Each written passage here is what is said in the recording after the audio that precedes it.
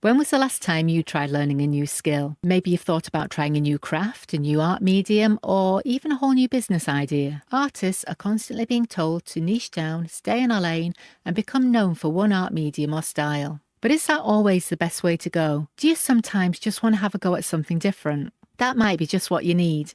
Keep watching to find out why. If you just found me, by the way, my name's Jo. I make creepy cute art on a narrowboat in Wales. There is a lot to be said for specialising in one area as an artist, especially when you're trying to grow an art business online. The idea is that you practice and hone your skills in one specific area and get really good at it, and people come to know you for that one thing. If you produce a piece of art that people love, naturally they want to see more and they come to your social media pages expecting more of the same thing. This approach does work well for a lot of artists, but niching down can be both a blessing and a curse. If you stay permanently within your comfort zone, there's a danger you can get stuck there. It's hard to grow when you're squished into a box. It's also very natural to get bored of making the same thing week after week. After a while, you kind of get blind to it and you stop being able to judge objectively whether it's any good or not. So how do you keep growing and developing your art when you feel like you're being herded in a single direction by social media algorithms? The world is constantly changing with new technology, new materials, and new generations of both artists and art fans. So what was relevant 10 years ago isn't going to necessarily appeal to people today. So every artist faces the dilemma at some point. How do you keep making art that people want without getting stuck in a rut? When I started my own art business about 13 years ago, there were a few different art mediums I liked to dabble in. I was pretty much self-taught and I didn't know what I was good at, so I was basically throwing spaghetti at a wall to see what would stick. The thing that did stick was button-eyed cloth art dolls. So I decided that's where I was going to put all my energy and learn as much as I could about doll making. At the time, art dolls were becoming more and more popular and there was relatively little competition. The whole world was on Facebook and it was pretty easy to send packages out overseas from the UK, so I had a worldwide market all huddled together in one place. Awesome. But of course things don't stay the same forever. My living and working environment has completely changed. Materials that were available to me back then aren't easily accessible now. And well, it's been 13 years, so of course people's tastes and expectations have changed. So every now and then I like to shake things up a bit and try something different. If you share your art anywhere online, you'll know what happens when you try and post something different. It gets crushed by algorithms and nobody gets to see it.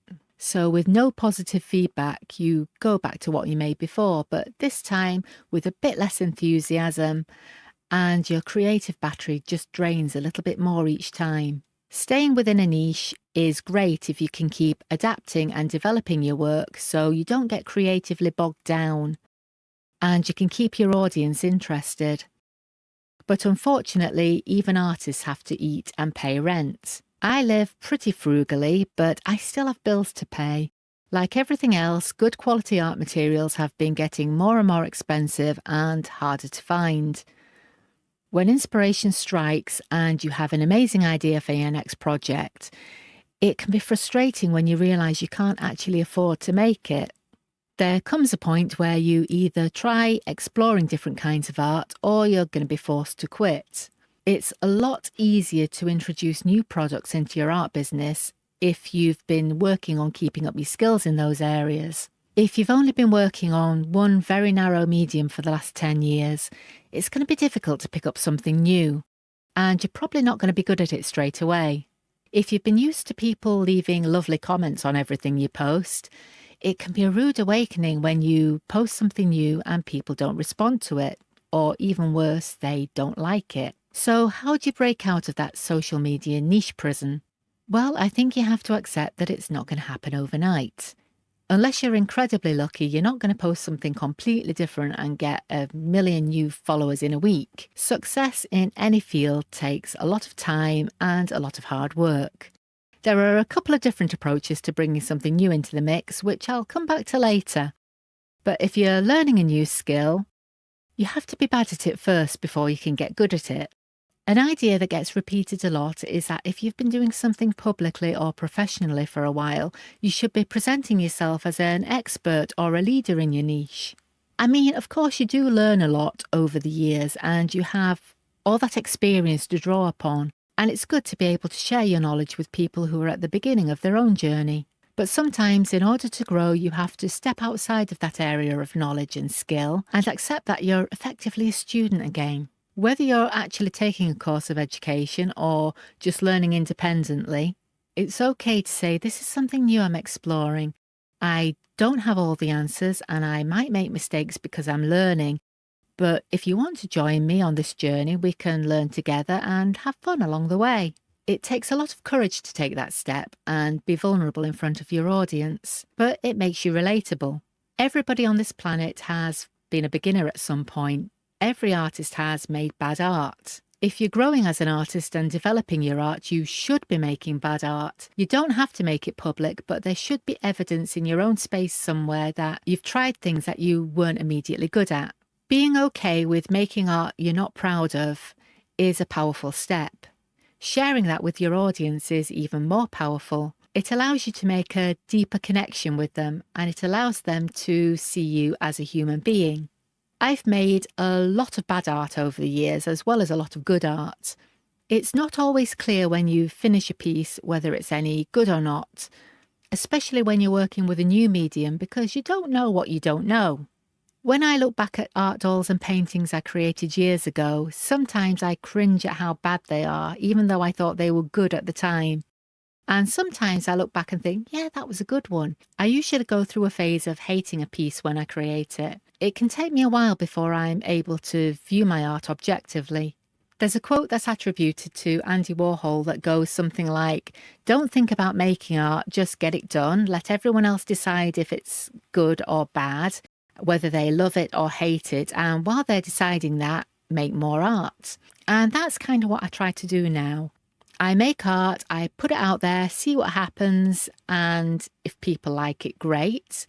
If they don't, then I'll either revisit it later and see if I can do something different with it, or I'll just try something else. The hardest part can be deciding whether it's worth sticking with a medium and getting good at it, or whether you just put it down to experience and decide it's not for you. I think the answer to that comes down to what you love doing and what you can fit into your life. You might really want to learn to make sculptures from scrap metal, but if you don't have a suitable space to do that and the tools to practice regularly, it's probably not going to work. You might be very skilled at drawing pencil portraits, but if it bores you to tears, then you're probably not going to want to make a career out of it. If you love the process of what you're working on and it fits seamlessly into your life, your space and your budget, it makes it a lot easier to put the time and effort into developing your skills and getting to the point where you can be proud of what you're creating. You might not sell many pieces at first, but if you're having fun learning and you like the art you're making, you have a much higher chance of reaching the point where you can turn that into a career. Over the last couple of months, I've taken a bit of a step back from doll making. I absolutely love making art dolls, but there are a number of practical and financial constraints that have made it more and more difficult to keep up momentum with it. Firstly, I live in a tiny space. At one point, I was working 7 days a week to keep up with the demand for my dolls, and I didn't really have much time to think about my living space. It was pretty much somewhere to work and sleep. But when things quietened down and I stopped and looked around, I realised my boat was just filled with doll making stuff. To a certain extent, it still is.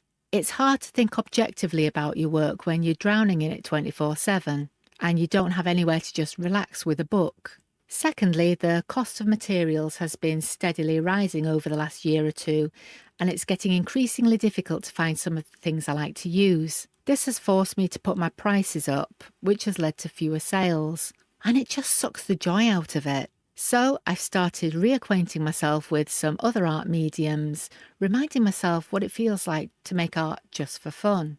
I took what I already had, some watercolour paper and some fine liner pens, and just started drawing, not trying to emulate anyone else or jump on any kind of trend, but just exploring different techniques and bringing little characters into the world that were never meant to exist as art dolls. And it was liberating. But then they needed something else. They needed colour. I had coloured pencils, but I wasn't completely satisfied with the result I was able to get with them. So as soon as I had a little bit of extra cash, I went out and I bought a set of Derwent Inktense pans. These are a sort of hybrid between ink and watercolour. I've never really worked in watercolour, so it's been a bit of a learning curve, but the colours are so vibrant and they're permanent once dry, so you can build them up for an ink-like finish. I will put a link to these in the description. I only have a set of 12 pans at the moment, and I'd really like to get more colours when I can, but I'm feeling inspired to create again, and for the first time in a very long time, it doesn't feel like a chore. I don't think the art dolls have gone for good, but I needed this chance to take a step back and gain a new perspective on my art. The trouble is, when you've been known for working in one area, it can be difficult to switch to something else. As I mentioned earlier, when you've been making content online about textile art and you start making content about illustration, the algorithms on platforms like YouTube and Instagram show your videos to the same people, and those people might not be interested in illustration. So you lose viewers and followers, and the people who would like your new art don't get to see it. So what I want to try and do is balance the two areas and make content that'll appeal to a wider audience who might be interested in both.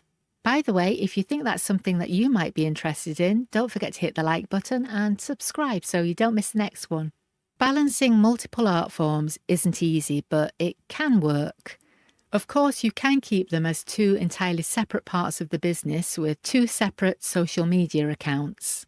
That can be a lot of work though, and you can end up in a situation where you don't have the time or energy to maintain both.